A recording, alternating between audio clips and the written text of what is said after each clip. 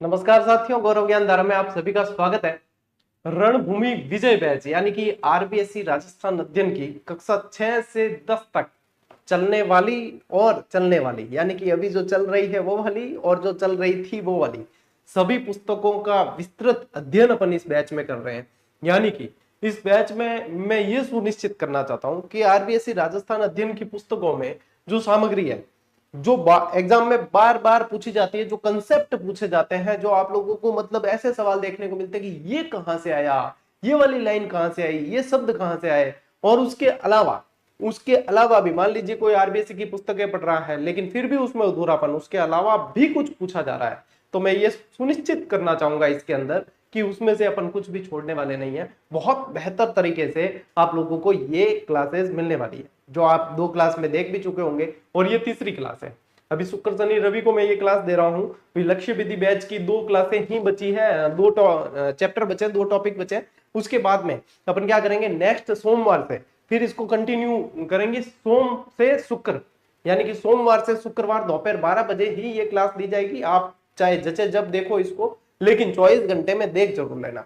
तो सोम से शुक्र 5 डेज वीक वाले अपन प्लान को लेकर चलेंगे और इतनी बढ़िया तरीके से तैयारी हो जाएगी। चाहे आप कांस्टेबल का एग्जाम दो या चाहे आरएस का एग्जाम दो, मैं आप लोगों को बताऊंगा कि इस बैच में से कितने सवाल उसमें बढ़ने वाले हैं। बिल्कुल भी इसमें से एक भी क्लास आप लोग मिस नहीं कर सकते, मिस करने की परमिशन नहीं है। देखो मैं पैया नहीं ले रही हूं, लेकिन मैं मेहनत बहुत दम लगा कर करूं, क्योंकि ये जो बॉन्डिंग है ना अपनी, वो पैसों की मोहताज नहीं है कि सिर्फ पैसे लेकर पढ़ाया जाए। पढ़ने पर, अच्छे कंटेंट पर, अच्छा पढ़ने पर सिर्फ पैसों वालों का अधिकार नहीं है। इस परिपाटी को अपन चेंज कर चुके हैं, लोगों ने देखा है और लोग देख रहे हैं और लोग देखेंगे। तो इस कंसेप्ट को लेकर चले हैं। तो एक आप लोग पता है, आप लोगों को जीजीडी की एक विशेष महत्ता है राजस्थान के अंदर कि जहां पे नाम ले लिया जाए तो पहला विचार ये आता है निःशुल्क क्लास वाले गुरुजी।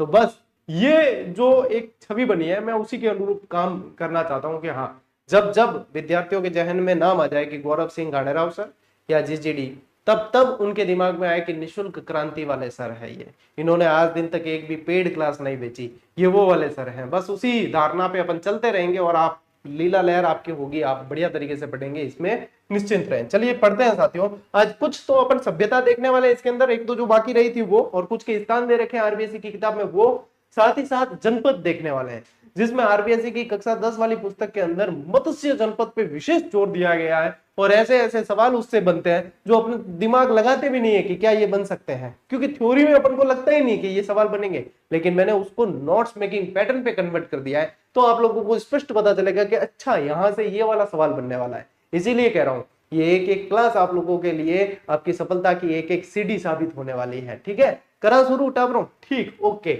चलिए देखिए, सबसे पहले अपने जो सभ्यता बाकी रह गई थी वो थी गणेश्वर। अब गणेश्वर में सुनो पहले मेरी बात, कि गणेश्वर सभ्यता जी को है नहीं, ये राजस्थान के अंदर ताम्रवती सभ्यताओं की जननी कहा जाता है। यानी कि सभी जगह जो तांबा है वो मान लीजिए कि यहीं से सप्लाई किया जाता था। 1972 के अंदर इसकी खोज की गई और 1977-78 में इसका उत्खनन कार्य होता है। और यहाँ के जो जैसे कि ताम्र आयुध है, यहाँ के जो आभूषण मिल गए, यहाँ के जो बाणाग्र मिल गए, ये सारी चीजें मिली, वहां पे 99% शुद्ध तांबा मिला है। क्या मिला है? 99% शुद्ध तांबा मिला है। अब देखो, ये सीकर के अंदर पड़ती है, सीकर के नीम का थाना क्षेत्र के अंदर ये सभ्यता पड़ती है और इसे पुरातत्व का पुष्कर कहा जाता है। क्या कहा जाता है? पुरातत्व का पुष्कर के नाम से इसे ही जानते हैं। आइए अब आरबीएससी के कुछ फैक्ट पढ़ते हैं, साथ ही साथ मैं आप लोगों को जो फैक्ट बताऊंगा वो भी आप लोगों को ध्यान में रखना है। देखो टापरो, ये सभ्यता कहां पड़ती है? राजस्थान के नीम का थाना में पड़ती है। एक प्रश्न, ये नीम का थाना कहां पड़ता है? ये सीकर जिले में पड़ता है। 2 प्रश्न, ये कौन सी नदी के किनारे? ये तोरावाटी, ये कांतली नदी के किनारे। और जो शब्द मेरे मुंह से निकल गया, यानी कि मेरे दिमाग में चल रहा था, वो ये है कि अगला प्रश्न ये पे कहेंगे कि क्या ये तोरावाटी बेसिन के अंदर स्थित है? क्या ये तोरावाटी बेसिन के अंदर स्थित है? तो बिल्कुल, ये जो कांतली नदी है इसके बेसिन को क्या क्या कहा जाता है? तोरावाटी कहा जाता है। इसके बेसिन को क्या कहा जाता है? तोरावाटी कहा जाता है। तो देखो, 1 लाइन और 4 प्रश्न। अब मैं चाहूं तो इसी 1 लाइन से 4 आपके कंसेप्ट वाले प्रश्न बना सकता हूं कि बताओ इसमें से कौन सा तथ्य सही है, कौन सा गलत है। ये वाला इसी से बनते हैं।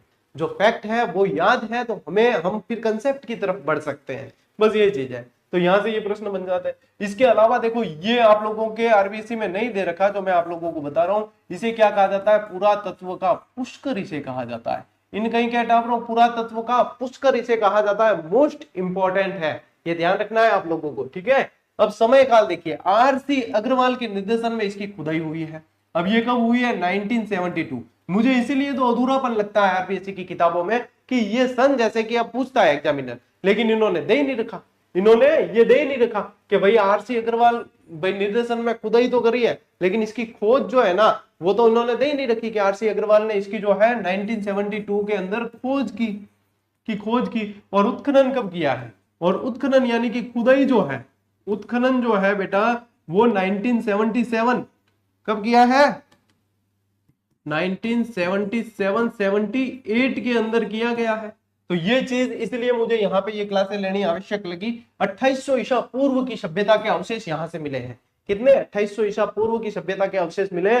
तो खोज भी ध्यान रखनी है आपको, कब की है, 1972 के अंदर की। और उत्खनन देखो, एक तो खोज है और एक खोद है, यानी कि खोदा कब है, तो वो उत्खनन जो है 1977-78 के अंदर जो है ये किया गया। और इसमें इनका साथ दिया था विजय कुमार ने।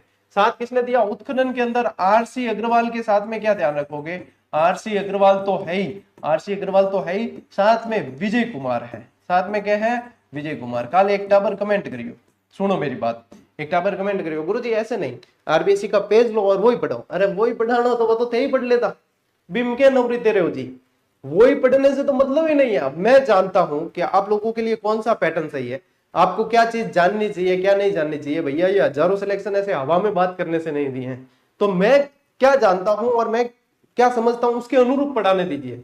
ये चीजें यदि मैं नहीं बताऊंगा तो फिर अधूरापन ऐसे का ऐसे, फिर मेरे पढ़ाने का क्या मतलब। अरे क्या गुरु जी वो पेज ले यूं बता, अरे यूं तो बेटा तू ही पढ़ ले, तो भी मैं क्या नौकरी तेरा करूं है, भी मास्टर साहब ने पढ़ाने के मतलब।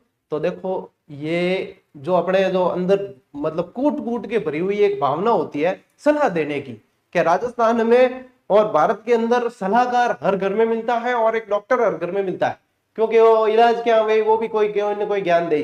तो आप लोग यहाँ से सिर्फ ग्रहण करो। अभी आपसे जब मैं मांगू ना सलाह कि हाँ भाई अब बताओ अब क्या करना है, तब तो देना सलाह, यानी मतलब अति मत करो इसकी क्या, हाँ नहीं तो भी क्या गुरु जी यूं करो वो करो फलाना ढिमका, मुझे आप पढ़ाने दो। ये बेस्ट पैटर्न है। यदि मैं छोड़ूंगा ये बताओ विजय कुमार और ये मैंने नहीं बताया आपको 1977-78 जो दे रखा है वो का वो डाऊंगा, तो फिर पढ़ाने से मतलब ही क्या है, फिर तो पढ़ाने मतलब ही नहीं है, फिर तो आप खुद ही पढ़ लोगे उसको। तो जो अधूरापन है वो पूरा करना पड़ेगा भाई, जल्दी पढ़े क्लास मतलब है, नहीं तो कि मतलब नहीं है, ठीक है। तो ए इतनी मतलब अपार सलाह देने जो मतलब चूल उठे ना बिन बट शांत करिया करो कि हाँ सर कर रिया है तो इनको मतलब सही ही है। और मैं तो कोई पैटर्न चाह ली मैं इसी तरीके से पढ़ाऊंगा। ये थान खारी लगे बात तो हो सके कि थार पैया खर्च हुई बदले क्या कि कोई ना कोई थार पैटर्न के अनुसार भी पढ़ाई, लेकिन बल पच के हुई बट फीस लागी पैया लागी और मतलब कोई नहीं है उसके अंदर, मतलब यहीं से निकलेगा, ठीक है। तो शॉर्ट एंड स्वीट थोड़े से ज्ञान में समझ जाओ, ठीक है। ताम्रयुगीन संस्कृति इसे कहते हैं, इसे भारत की ताम्रयुगीन सभ्यताओं की जननी कहा जाता है। क्या कहा जाता है, भारत की ताम्रयुगीन सभ्यताओं की जननी कहते हैं। और एक ध्यान रखना है इसे ताम्र संचयी सभ्यता कहते हैं। क्या कहते हैं, ताम्र संचयी सभ्यता कहा जाता है। ये ऐसे का ऐसे सवाल बना, इसे क्या कहते हैं, ताम्र संचयी सभ्यता इसे कहा जाता है। ये भी आपको ध्यान रखना है, ठीक है टाबरो। इतनी बात समझ में आई क्या, ठीक। अब देखो प्रमुख विशेषताएं, तांबे की शुद्धता, यानी कि यहां से प्राप्त तांबे के उपकरणों और पात्रों में क्या 99% शुद्ध तांबा पाया गया है, जो इस क्षेत्र में तांबे की प्रचुरता को दर्शाता है। अब देखो और खेतड़ी वगैरह ये पहाड़ी पड़े, चूरू सीकर झुंझुनू ये सब पास पास है, तो ये इसी के पास में पड़ता है। तो इसका मतलब क्या है कि यहाँ से शुद्ध तांबा यहाँ से देखने को मिला है। अब देखो मृद पात्र, मृद पात्र यानी मिट्टी के बर्तन, यानी कि इसे आप क्या कह सकते हो, टेरा कोटा कह सकते हो। इसे क्या कह सकते हो, टेरा कोटा कह सकते हो, मृद भांड कह सकते हो। यहां से प्राप्त बर्तनों में कपिश वर्णी मृद भांड, मोस्ट इंपोर्टेंट कर देना इसे, कपिश वर्णी मृद पात्र, या फिर क्या लिखा मिलेगा, मृद भांड लिखा मिलेगा। क्या लिखा मिलेगा, मृद भांड। भांड यानी बर्तन ही है, मृद यानी मिट्टी, मिट्टी के बर्तन, ठीक है। कपिश वर्णी ये मोस्ट इंपोर्टेंट है शब्द, कपिश वर्णी मृद भांड मिले। ये बर्तन मुख्य रूप से काले और नीले रंगों से सजाए गए। अब देखो और एनी टाबरो एक कलर माते अपर ध्यान पहला कम जाता, क्योंकि आरबीसी क्लास नहीं आई जब तक जातो कौन के कपिश वर्णी मृद भांड है, इसमें काला और नीला रंग है। कौन सा है? काला और नीला रंग है। ये अपने को विशेष रूप से ध्यान रखना है, ठीक है। इसके अलावा देखो व्यापार, यहाँ पे जो है तांबा हड़प्पा और मोहनजोदड़ो जैसी अन्य विकसित सभ्यताओं को भेजा जाता था, यानी कि यहाँ से तांबा निर्यात होता था। इतने अपन समृद्ध थे कि अपन जो है यहाँ से भेजते थे, इतने अपन समृद्ध थे। अभी हड़प्पा और मोहनजोदड़ो गए तो हड़प्पा संस्कृति के सबसे बड़े शहरों के अंदर आते थे और उनको अपन तांबा भेजते थे, यानी उनकी निर्भरता भी अपने ऊपर थी। इसके अलावा ध्यान रखना, जो इसके अंदर नहीं दे रखा आपके आरबीएससी की किताब में, यहाँ पे पत्थर के बांध मिले हैं। यहाँ पे क्या मिले हैं? पत्थर के बांध मिले। मोस्ट इंपोर्टेंट फैक्ट है, अब इससे सवाल बनता है। इसके अलावा क्या ध्यान रखना है? यहाँ से जो है बाणाग्र मिले हैं। क्या मिले? बाणाग्र मिले हैं। और टाप्रोथान ध्यान है 2000 आयुध, ठीक है, 2000 आयुध यानी कि अस्त्र शस्त्र ऐसे मिले हैं, यहां से ये मिले हैं। अब ये देखो फैक्ट बहुत इंपॉर्टेंट लगते हैं मुझे, और ये फैक्ट अपन यदि नहीं पढ़ेंगे गणेश्वर के अंदर तो गणेश्वर तो फिर अधूरी रह जाएगी अपने सभ्यता, फिर अपने को पढ़ने से क्या मतलब। और ये आयुध जो मिले ना, ये भी तांबे के हैं बेटा। इसमें भी क्या ध्यान रखोगे कि तांबे के हैं, और बाणाग्र यानी कि मछली पकड़ने के कांटे, बाण के आगे जो लगते हैं ना वो है, और बाणाग्र तो है ही। और क्या ध्यान रखोगे? मछली पकड़ने के कांटे, मछली पकड़ने के कांटे मिले हैं। मछली पकड़ने के कांटे भी यहां से मिले हैं, तब जाके अपने गणेश्वर सभ्यता पूरी होगी और मन भी शांति पड़ी कि हाँ भाई मैं कहीं पढ़ायो है। अब ले स्क्रीनशॉट, अब लो स्क्रीनशॉट, तो मजा आएगा। हाँ भाई इस तरीके से पढ़ो तो मने भी थोड़ी शांति पड़े जीवन कि हाँ भाई मैं पढ़ायो, मैं की मेहनत करी है, मैं की मतलब दियो है आउटपुट। नहीं तो बस क्या मतलब है? नहीं तो बस गेहूं और गुण बराबर हो गए तो फिर क्या ही मतलब है बेटा। आरएस के रिजल्ट देखे, हर रास्ता अब उन सफल व्यक्तियों के घर तक आ रहा है, हर रिश्तेदारी अब उनसे जुड़ रही है। बचपन में यदि किसी के साथ समय बिताया वो भी याद करेगा कि मेरे हाथ बड़ी ओडो है। ये दिन आपको भी देखना है तो सफल हो जाइए। जिस दिन आप सफल हो गए, हर एक रास्ता आपके घर तक आएगा, हर एक रिश्तेदारी आपसे जुड़ेगी, हर एक पहचान आपसे जुड़ेगी, और फिर हर व्यक्ति कहेगा कि मैं इसे जानता हूं, ये देखो मेरे गैलरी के अंदर ये फोटो है, वो है। भले ही संघर्ष में आप अकेले थे, कोई नहीं देखेगा। सफलता के बाद आपके सभी साथी अपने आप बनने लगेंगे, हर कोई गुणगान करने लगेगा। वो दिन आएगा आपका। मैं हमेशा कहता हूं कि हर दिन सबका नहीं होता, लेकिन एक दिन सबका आता है। तो हिम्मत मत हारना, उस एक दिन के आने तक आपको मेहनत करनी पड़ेगी। इतनी मेहनत कर ली तो वो दिन आपका भी आ जाएगा।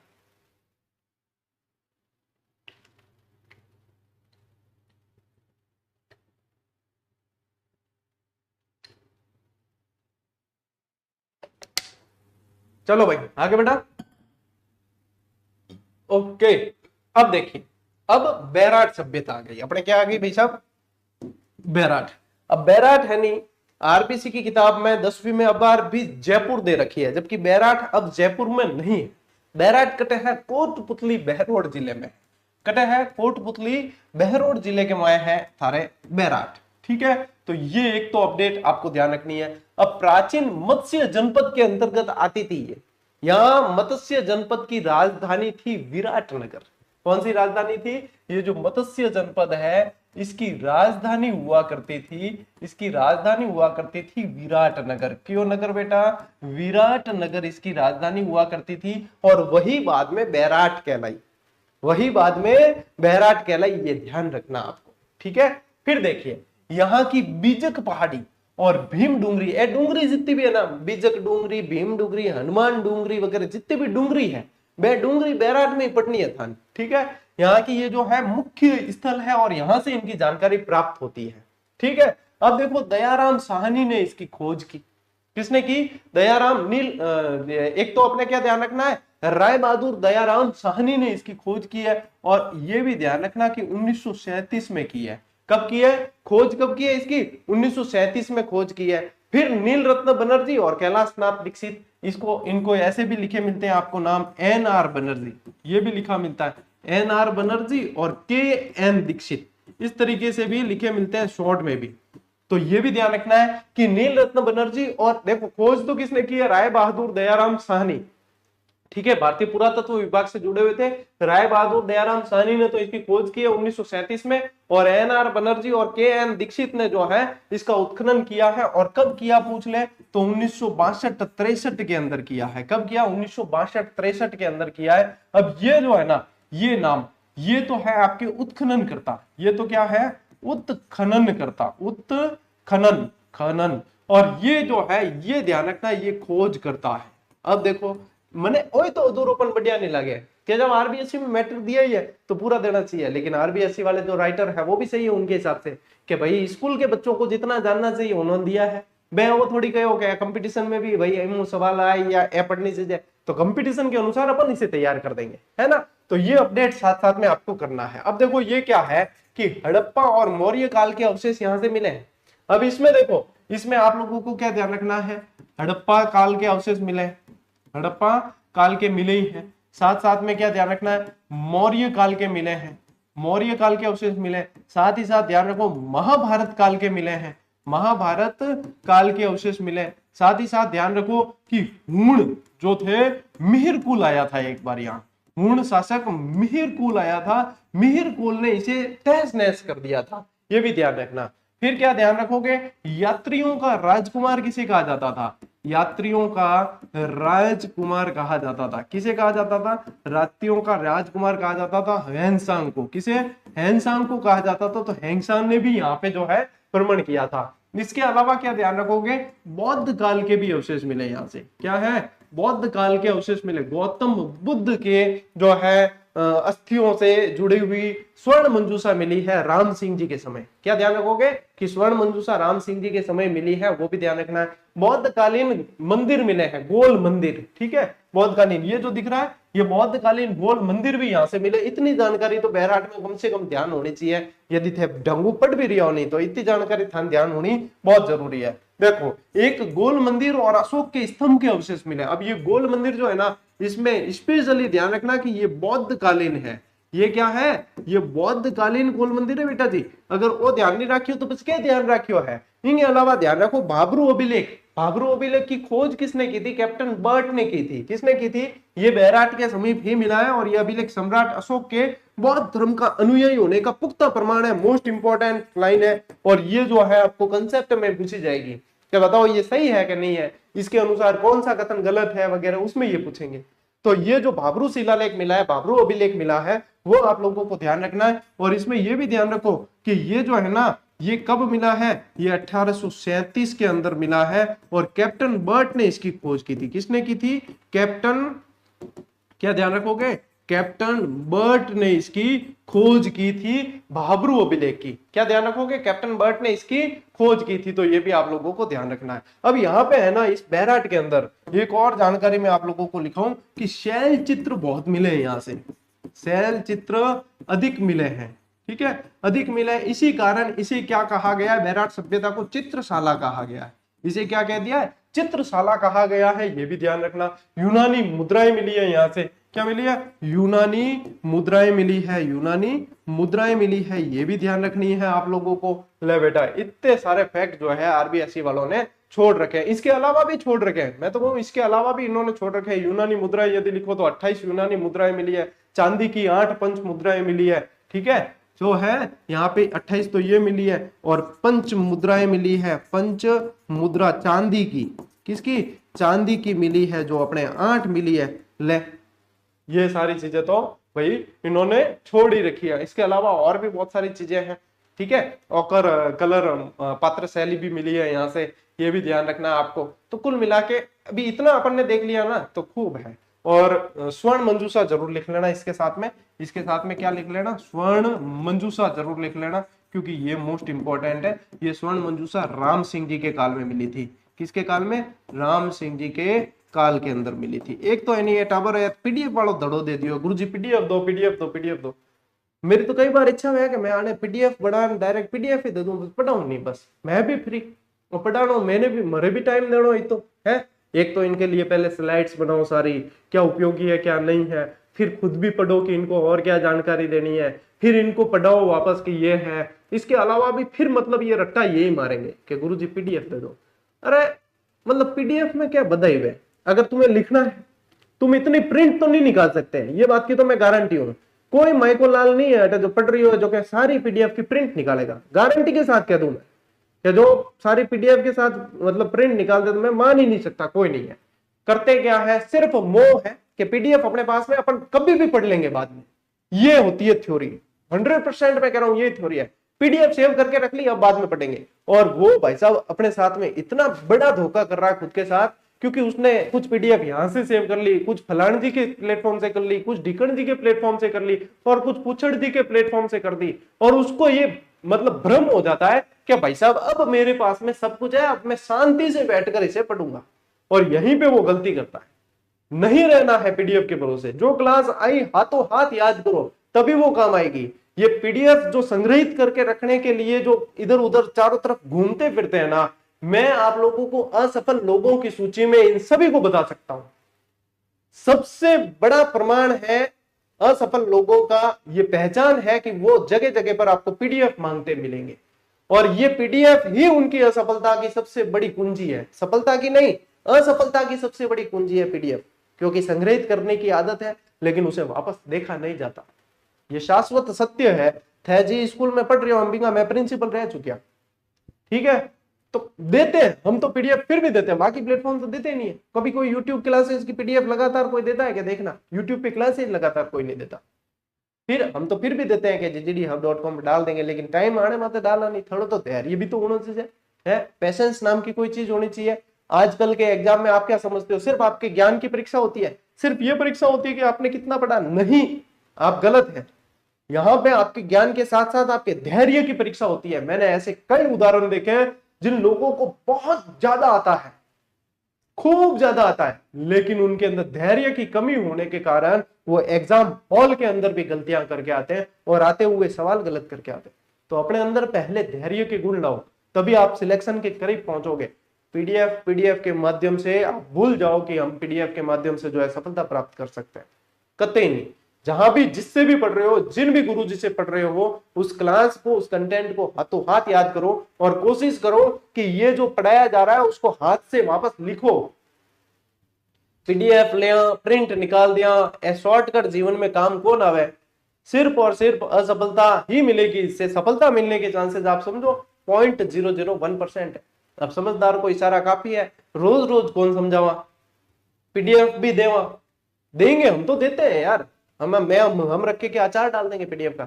जब पढ़ा ही रहे हैं, पूरा कंटेंट ही दे रहे हैं, तो पीडीएफ पीछे रख के क्या कर लेंगे हम, है?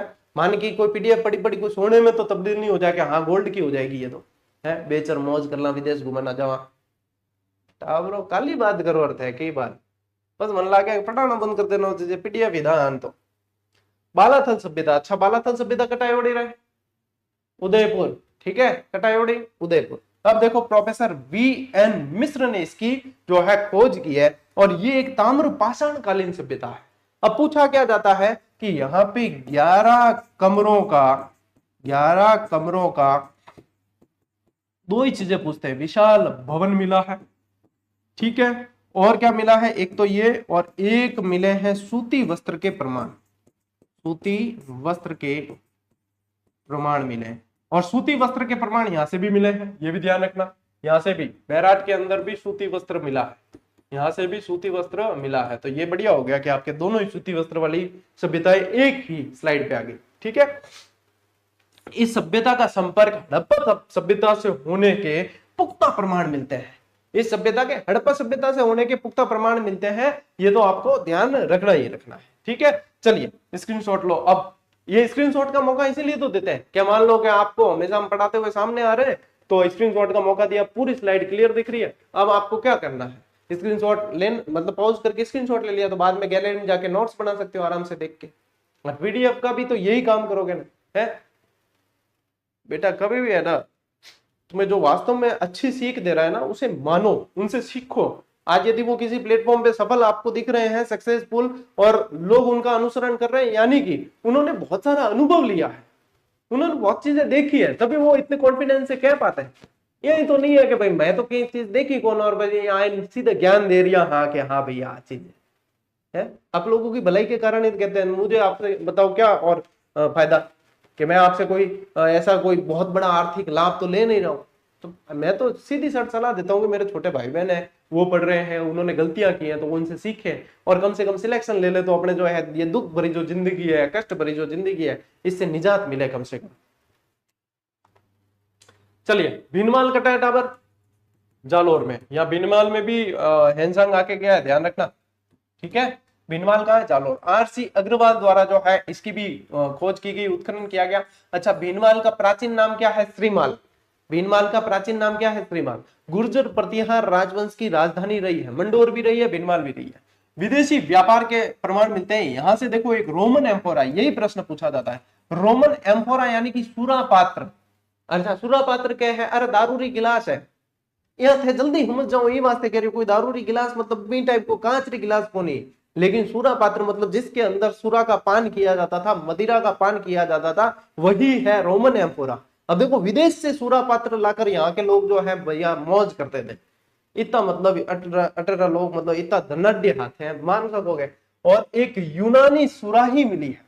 अच्छा, सुराही तो समझते हो ना, पतली गर्दन वाला जो बर्तन होता है मिट्टी का, मिट्टी का क्या धातु का भी हो सकता है, तो ये सुराही मिली है यूनानी, और इसकी विदेशी व्यापार का केंद्र होने की ये चीजें पुष्टि करते हैं। ये चीजें विदेशी व्यापार का केंद्र होने की पुष्टि करते करते फॉरेनर विजिट कराने आता, फॉरेनर विजिट कराने आता तो मतलब सुरापात्र वगैरह रोमन एम्फोरा और यहाँ पे देकर चले गए। देखिए बढ़िया। फिर देखो एक सभ्यता है इस्वाल, ये कहाँ की है? उदयपुर की। समय काल इसका यदि देखें तो ये प्राक ऐतिहासिक कालीन सभ्यता है, और प्रमुख साक्ष्य की बात करें तो ये लोह उद्योग के प्रमाण यहाँ से मिलते हैं। तो इस्वाल सभ्यता भी कैसी होगी? लोह युगीन होगी। कैसी होगी? लोह युगीन। अब ये तो देखो सभ्यता है, मैंने आपको बहुत बेहतर तरीके से समझा दिया। अब जिसके पास में आरबीसी की किताब है वो रखना पास में और मिलान करके देखना, लगेगा अरे भाई साहब इतनी चीजों तो इसमें दी नहीं, ले इसमें से तो सर ने कोई एक शब्द नहीं छोड़ा, और ये तो एक्स्ट्रा चीजें हमें मिल गई सारी की सारी। तभी तो इस क्लास की आप लोगों को अहमियत पता चलेगी। ये भाई साहब अपना ड्रीम प्रोजेक्ट है, आरबीएससी की क्लास है, ये मिस नहीं होनी चाहिए, ध्यान रख लेना। अब देखो अन्य सभ्यताओं के अंदर देखो, रंगमहल सभ्यता कहाँ है? हनुमानगढ़ के अंदर। ओजियाना कहाँ है?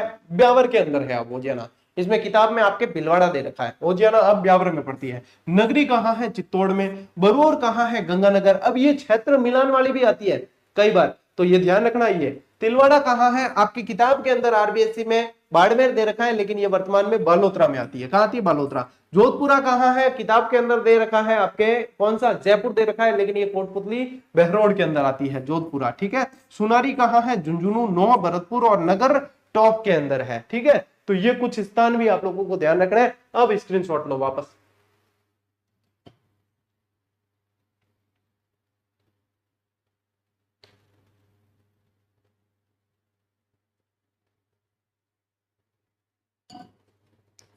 चलो आगे बढ़ते हैं। अब देखो, ये जो है आप लोगों को मैं एक्स्ट्रा मैप दे रहा हूं साथ में, ताकि आप लोगों को क्या है ये पता रहे कि और स्थान और इनके मतलब इसके अनुसार पूछ ले, मैप के अनुसार, तो भी आपको पता रहना चाहिए। जैसे कि पीलीबंगा, कालीबंगा, रंगमहल, ये सारी हनुमानगढ़ में।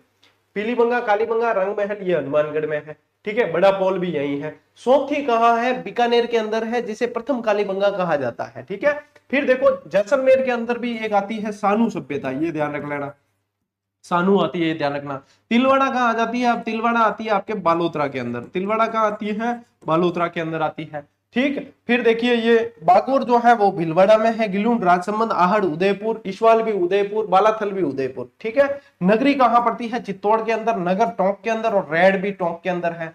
दर भरतपुर के अंदर है। यहाँ पे पक्षियों के और शैल चित्र बहुत ज्यादा मिले। बैराट कोटपुतली बहरोड में, गणेश्वर सीकर के अंदर है, सोनारी झुंझुनू में है, कालीबंगा हनुमानगढ़ में, ठीक। ज्या मैं बताया, ज्या मन याद है, या थाने याद होना चाहिए, नहीं तो पट्टी वड़ा की काम नहीं आवे। याद होनी चीजें बहुत जरूरी है। जब याद होने लगी तो समझ लो कि भाई साहब मैं ही राजा मान सिंह हाँ, ठीक है। जिन्हें चीजें याद होगी वो राजा मान सिंह है। देखो एक टावर ने याद होगी कि चीजा जीके मन लागे वो जीजीडी क्लास देखी है कि मान सिंह ने जितना फैक्ट बताया वो सारा सारा आपको बताया उड़ा है। तो जिन चीजें याद होगी वही राजा मान सिंह फेमस होगा। बस सारे जो है गाड़ियां रिपोर्टर रिपोर्टर भाग रहे हैं, और बड़े बड़े शिक्षाविद भी बातें कर रहे हैं उसकी है। मैं देखिए सुभाष जी घनी बात करी है, मैं सुभाष जी मैसेज भी करूंगा, सुभाष जी यार घनी बात करी थे, मान सिंह जी लारे पड़गा लाइट टावर जो है टावर थोड़ी ख्याति प्राप्त करी। हालांकि सुभाष जी सर ने बहुत सही बात कही है कि ये क्या होता है कि ये मतलब किसी को ये एहसास होने लग जाता, थोड़ा सा मतलब कैरेक्टर कोई देखा तो क्या, हाँ अपन ही देखो ना, कोई एक्शन फिल्म देखा तो अपन लागे अपन ही रहा है, अपन कोई मैच देखे कोई बढ़िया पारी खेलता है तो अपन को लगता है अपन ही सबसे बढ़िया क्रिकेटर, वही भावना से ग्रसित हो गया वो बच्चा और जिम थोड़ा वायरल हो गया, यार राजा मान सिंह, राजा मान सिंह की जय हो, राजा मान सिंह की जय हो, जय करने वाला पहुंच गया सारा ही। लो आगे बढ़ते हैं। राजस्थान में आर्य संस्कृति का प्रसार, ठीक है, राजस्थान में आर्य संस्कृति का प्रसार। समय काल देखिए, हड़प्पा सभ्यता के पतन यानी लगभग 1800 ईसा पूर्व के बाद वैदिक सभ्यता का समय प्रारंभ होता है। वैदिक सभ्यता इसलिए क्योंकि वेदों के अंदर जिक्र, ठीक है, वैदिक समय यानी वेदों का उस समय जो है उनके जानने के स्रोत वेद थे, उस समय वेदों की रचना हुई, तो ये ध्यान रखना है। अब देखो क्या है, वैदिक सभ्यता का समय प्रारंभ, ठीक है, प्रमुख स्रोत इस सभ्यता को जानने के प्रमुख स्रोत 4 वेद है, कौन से, ऋग यजुषा अथर्व, क्या हो गया है गुरु जी, आ है ट्रिक, मैं जब वैदिक सभ्यता पढ़ रही है बहुत बढ़िया तरीके से टावरन याद करेगी, तो इनमें ऋग यजुषा अथर्व यह याद रखना, ऋग यानी ऋग्वेद, यजु यानी यजुर्वेद, सा यानी सामवेद, अथर्व यानी अथर्ववेद, ऋग यजुषा अथर्व ए 4 वेद। पंचम वेद क्यों है, वैली किशन रुक्मणी री, कौन कहो दुर्साढ़ा, लिखियो कौन, पृथ्वीराज राठौड़। ले प्रमुख स्थल देखो, वैदिक सभ्यता के अवशेष राजस्थान में अनूपगढ़, अनूपगढ़ यार तरखानवाला और एकटपट श्री गुंजनगर, अनूपगढ़ तरखानवाला डेरा चक 64 यहां से मिलते हैं वैदिक सभ्यता के अवशेष। अब बताओ ये क्यों, क्योंकि वैदिक नदी द्रस्वती सरस्वती यदि देखोगे तो वो गंगा नदी के कहा जाता है, प्राचीन वो ही थी। अब देखो महाकाव्य काल में राजस्थान, रामायण का उल्लेख मिलता है, महाकाव्य काल में राजस्थान में आर्यों की अनेक बस्तियों का उल्लेख मिलता है, ठीक है। पौराणिक कथा के अनुसार यानी रामायण के अनुसार जब राम रावण युद्ध के समय दक्षिणी सागर ने सेतु बनाने का मार्ग नहीं दिया, यानी कि देखो राम जी गए सेना लेके, वानर सेना के साथ में गए अपने लंका की बॉर्डर, यानी बीच में वो है समुद्र है, पूरा का पूरा महासागर है, हिंद महासागर पड़ा, वहां से जो है समुद्र ने रास्ता नहीं दिया, तो राम जी ने जो है समुद्र को सुखाने के लिए अमोघ वस्त्र, अमोघ अस्त्र, वस्त्र नहीं अमोघ अस्त्र, क्या नाम था इस तीर का, अमोघ अस्त्र, जो पूरा ही जल सुखा देता, वो जो है चढ़ा दिया धनुष पर। क्या भाई साहब, समुद्र पहला तो बहुत देखो विनती विनती करी सारी, क्या भाई साहब रास्ता दे दो, मैं जावा, सीता जी ने हरण कर ले गया, मैं जो जावा यूं तो यूं जावा यूं जावा, तो फिर समुद्र मानियो कौन, जाए राम जी छटकी चढ़ी के, अब तो भैया इसको सुखाएंगे, तो उन्होंने धनुष के ऊपर जो है तीर चढ़ाया, उसका नाम था अमोघ अस्त्र। तो भाई साहब समुद्र जो है फिर प्रकट होता है, समुद्र मानव रूप में प्रकट होता है और कहता है कि भगवान मुझे क्षमा करें, अब मेरी प्रकृति है यहाँ पे देखो, मैं ऐसे रास्ता नहीं दे सकता किसी को, यदि मैं आपको रास्ता दूंगा कल कोई दूसरा मांगेगा, तीसरा मांगेगा, तो मैं रास्ता नहीं दे सकता। उन्होंने फिर समुद्र ने जो है रास्ता बताया कि यहाँ पे आपके वानर सेना में 2 ऐसे युवक है जिनको ये श्राप मिला हुआ है कि कोई भी चीज जो है समुद्र में फेंकेंगे वो तैरेगी डूबेगी नहीं, तो फिर नल और नील को बुलाया और उनसे जो है वो पत्थर श्री राम लिखे हुए सारे के सारे फैलाए और राम सेतु बनाया, ठीक है, ये हो गई। अब बात ये थी कि वो जो तीर धनुष पे चढ़ा हुआ था वो वापस नहीं जा सकता, उसको कहीं ना कहीं चलाना ही था, तो फिर बाद में ये कहा गया कि राजस्थान के अंदर जो है वो सूखा क्षेत्र है और वहां पे चला लिया जाए, और कई जने ये कहते हैं कि वो यहाँ पे चलाया इसलिए यहाँ पे भी 33 सागर के अवशेष थे, तो ये यहाँ पे चला दिया, तो यहाँ का 33 सागर सूख के मरुस्थल के अंदर बदल गया। ये पौराणिक मान्यताएं हैं, वैज्ञानिक मतों पे इसकी पुष्टि नहीं होती है, लेकिन ये पौराणिक मान्यताएं, पहले ही बता दूं, ठीक है। मरुस्थल की उत्पत्ति पौराणिक मान्यता है कि इसी अस्त्र के कारण यहाँ समुद्र के स्थान पर मरुस्थल हो गया, कि यहाँ पे भी कभी सागर था तो समुद्र के स्थान पे मरुस्थल हो गया। ऐतिहासिक निष्कर्ष क्या है, यद्यपि आज वैज्ञानिक युग में इस कथा को पूर्णतः स्वीकार नहीं किया जा सकता, किंतु इससे यह प्रमाणित होता है कि रामायण के रचयिता राजस्थान के भूभाग से अच्छी तरह परिचित थे। अपन निष्कर्ष क्या चाहते हैं, वो ये है कि रामायण के रचयिता भी राजस्थान से अच्छी तरीके से परिचित थे, क्योंकि इसका उल्लेख वहां पे मिला है, ठीक है। अपर तो वही ध्यान रखना है ना, अपन ज्यादा भी मैं नहीं लॉजिक नहीं लगाना, नहीं तो परीक्षा छेटी पड़ जाओ, ले स्क्रीनशॉट। चलिए भैया आगे बढ़ते हैं।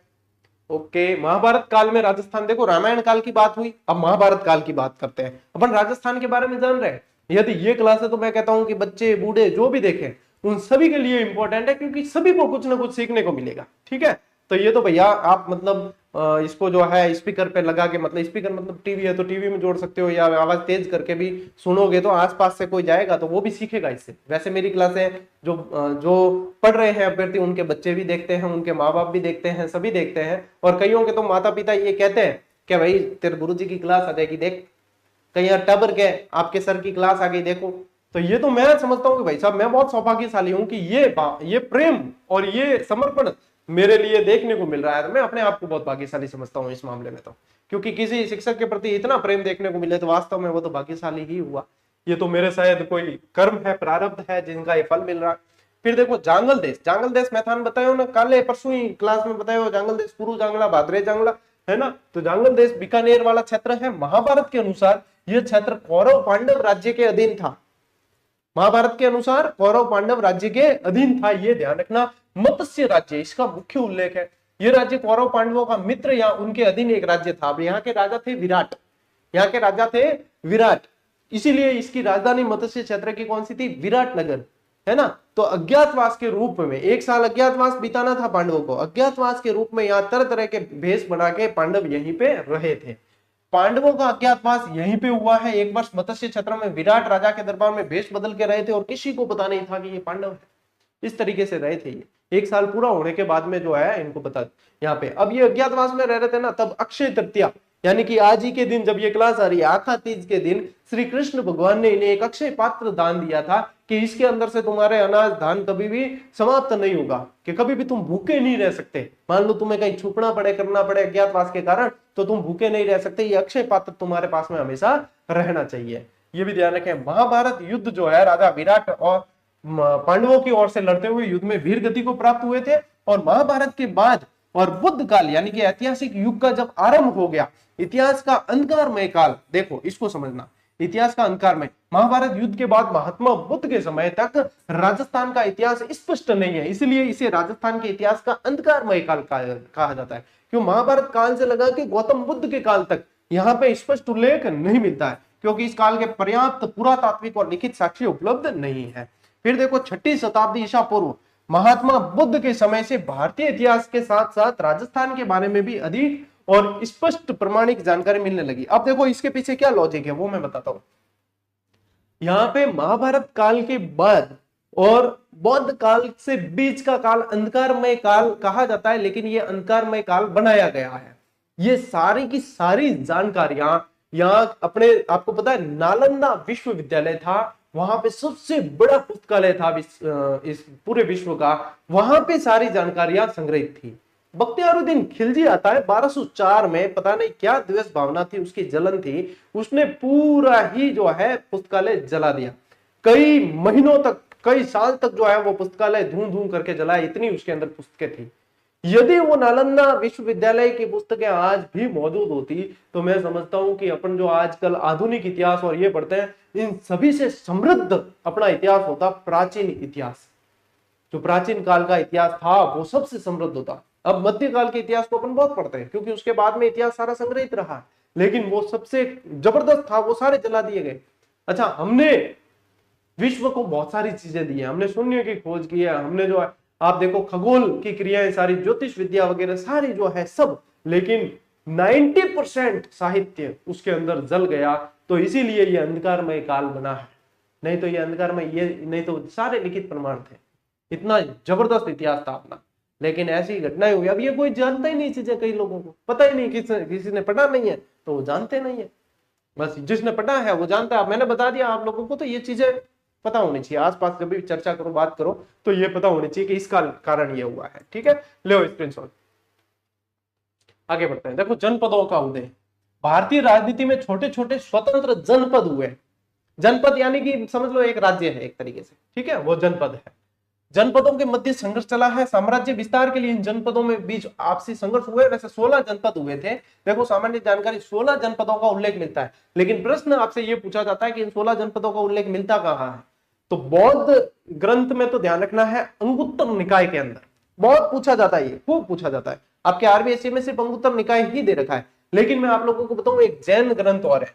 बौद्ध के अंदर तो अंगुत्तर निकाय, और जैन ग्रंथ जो है वो है भगवती सूत्र। कौन सा है? भगवती सूत्र।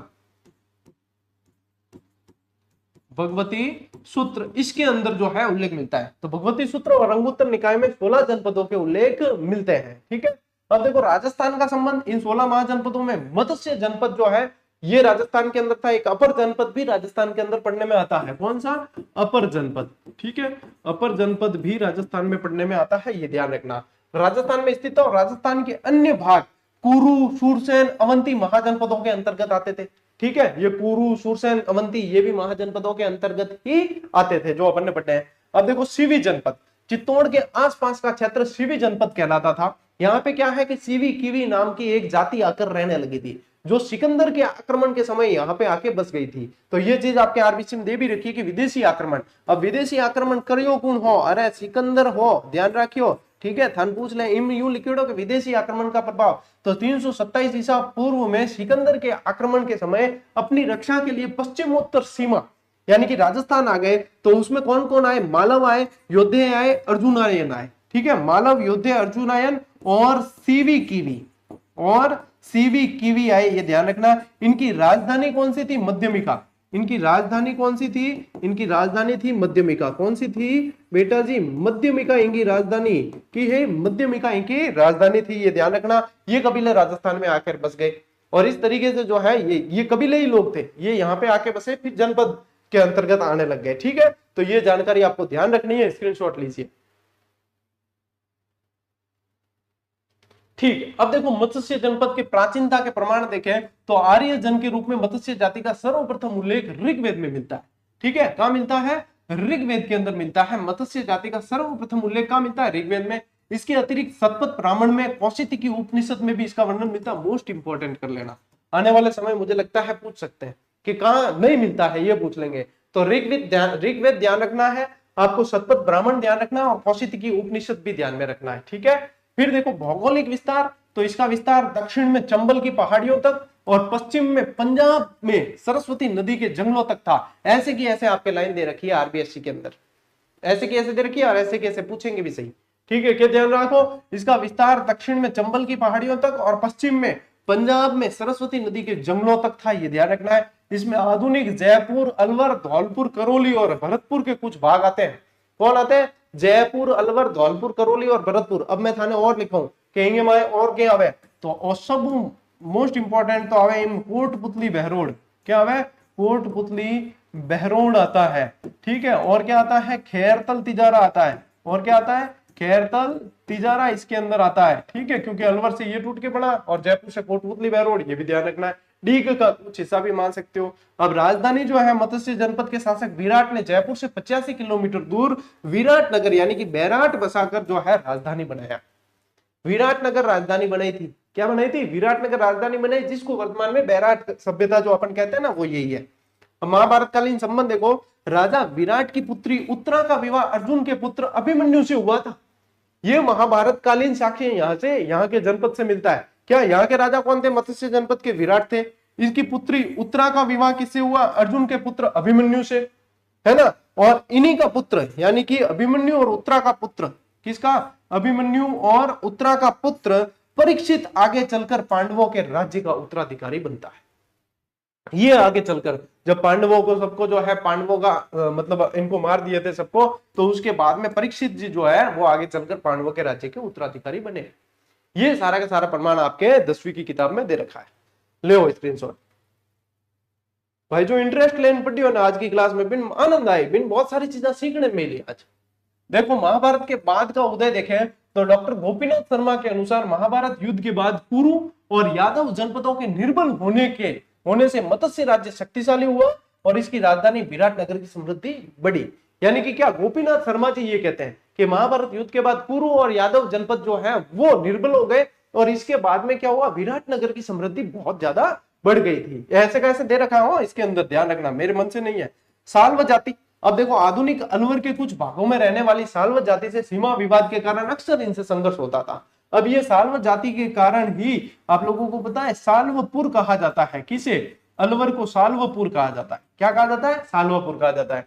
चेदी जनपद, तो मत्स्य जनपद का एक अन्य शक्तिशाली पड़ोसी था, चेदी जनपद था। इनके बीच निरंतर शत्रुता और संघर्ष रहता था। अब जिससे बॉर्डर लगेगी, सीमा लगेगी, उनसे ये संघर्ष चलते रहेंगे, तो ये ध्यान रखना इनसे भी ये संघर्ष इनका चला है। अब देखो चेदी का अधिकार, एक अवसर पर चेदी राज्य ने पूर्ण शक्ति के साथ आक्रमण कर मत्स्य जनपद को अपने राज्य में मिला लिया था। चेदी जनपद शक्तिशाली हो गया, उसने मत्स्य जनपद को अपने राज्य में मिला लिया था। हालांकि मत्स्य ने जल्दी ही अपनी स्वतंत्रता पुनः प्राप्त कर ली थी, यानी कि ज्यादा समय तक ये इनके अधीन नहीं रहा, वापस से ये स्वतंत्र हो गया था। ठीक है।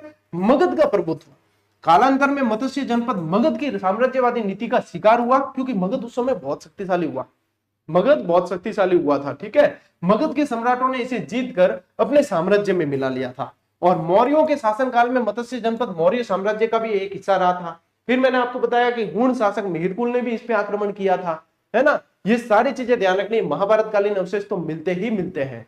तो ये सारी जानकारी मत्स्य जनपद जो राजस्थान का मुख्य जनपद है, जो 16 जनपद के अंदर आता था, उसमें अब देखो मत्स्य जनपद इतना डिटेल में और इतने इंटरेस्ट के साथ में आपने इससे पहले नहीं पढ़ा, मैं कह सकता हूं, बिल्कुल कह सकता हूं, क्योंकि आज जो इंटरेस्ट आया ना, मुझे पढ़ाने में आ रहा है इंटरेस्ट, यानी कि पढ़ने वाले को तो भाई साहब मजा ही आ जाएगा, और चीजें आपके दिमाग में इतनी शानदार तरीके से बैठेगी कि लगेगा कि यार ये हमने खुद ने पढ़ा 10वीं की किताब में, तो हमें याद नहीं हुआ, और सर पढ़ा रहे हैं तो सारी चीजें समझ आ रही है, सारी याद हो रही है। ये क्या है? ये जादू है जो मुझे आता है, बस ये है नोट्स मेकिंग पैटर्न की ताकत है।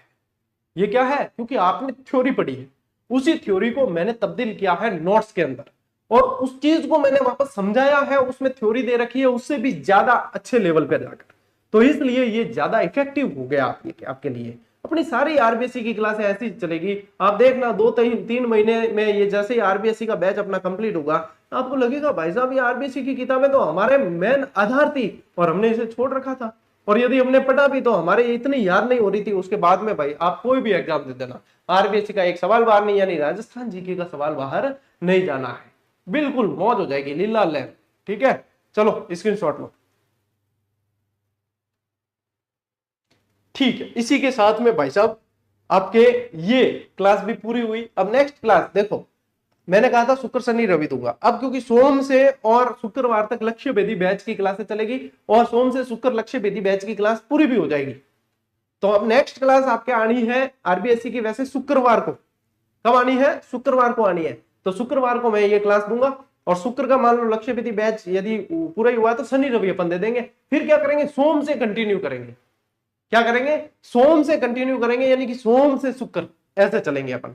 क्या करेंगे? सोमवार से शुक्रवार। तो एक बीच में साइकिल को मैच करने के लिए, इस चैन को मैच करने के लिए हो सकता है कि ये अपना जो शेड्यूल शुक्र शनि रवि का, एक बीच में वीक के अंदर एक गैप आ सकता है, तो वो गैप आएगा, यानी कि सोमवार से शुरू हो जाएगी। ऐसा कर सकते हैं अपन। तो अब देखो नेक्स्ट क्लास टेलीग्राम से जुड़े रहना, हर अपडेट वहां पे दी जाती है। ये नहीं है कि अब सोमवार मंगलवार बुधवार क्लास नहीं आ रही, इसका मतलब कि सर 3 क्लास दी और भूल गए। मैंने सारी चीजें बता रखी है। जो हर अपडेट देखता नहीं है, जो हर चीज सुनता नहीं है, उसे ही असुविधा हो सकती है। बाकी मैं असुविधा वाली चीज छोड़ता नहीं हूं पीछे। बाकी टेलीग्राम से जुड़ जाना, गौरव ज्ञान धारा के नाम से ही है, तो वहां से हर अपडेट आपको मिलती रहती है, कहीं कुछ पूछने की जरूरत नहीं। टेक्निकल टीम रे बेटे मतलब दमिड़ा देने काम कौन बैर जवाब नहीं देला, क्यों? माने ध्यान ही नहीं है, मुझे ही ध्यान है कि क्या सूचना देनी है और क्या है, और मैं दे देता हूँ। टेक्निकल टीम को कहा हुआ है, आपको कोई पूछते हैं तो उन्हें कहो क्लास देखो, वीडियो देखो, वहां पे सूचना दे रखी है, क्योंकि मैं दे देता हूँ सूचना। वही चीज आकर कोई वहां पे पूछ रहा है, उन्हें क्या जानकारी? उनको तो कि टेस्ट किसी के चालू नहीं हुए तो उनके चालू करना है, बस यही काम है उनका, है ना। बाकी पूछताछ वहां करनी नहीं है। अपर की कोई बहुत बड़ी संस्था है कौन के थे बटे पूछताछ करो, थान जवाब मिल जाइए, और एड की नहीं काम करा ना। मैं कि धके उन फोन करा के मेरे कोर्स भाई ले ले दो, मैं लॉन्च करियो वगैरह है, तो ए चीजा है टावरो है जी, तो हम जो भी तो थान फायदो है। ठीक है, आज की क्लास साथियों कैसी रही बताना कमेंट करके, और आज की क्लास में इतना ही। अब मिलते हैं अपन अगली क्लास में, अगले सेशन में। तब तक के लिए राम राम, जय हिंद।